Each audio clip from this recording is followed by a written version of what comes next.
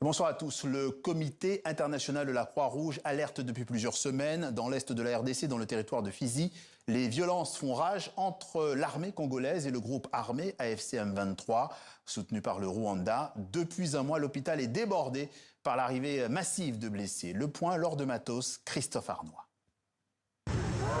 Des jours que l'hôpital de Fizi ne désemplit pas.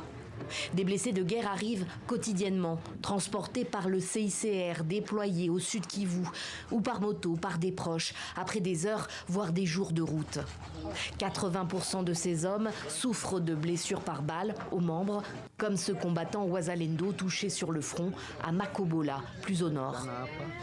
On m'a d'abord conduit dans de petits centres de santé, mais ça n'a pas été suffisant. Donc j'ai été transféré ici, à Fizi. Dès que je suis guéri, je retourne là-bas pour libérer mon pays, pour ne pas être envahi par le M23. Si je reste handicapé, ce sera un problème. Mais si je marche et que j'ai 2 bras qui fonctionnent, je vais combattre. Des combattants Wazalendo, des soldats des FARDC toujours aussi nombreux, de jour en jour. L'hôpital compte 25 lits, mais accueille près de 5 fois plus de patients. Le pic de blessés pris en charge remonte au début de l'année. Il y avait vraiment une disparité. La demande elle était importante par rapport à ce qu'on avait comme moyen. On était coupé de notre zone d'approvisionnement, Uvira, parce qu'Uvira était fermé. Burundi avait fermé ses frontières et on ne pouvait pas aller chercher les médicaments à Kalemi.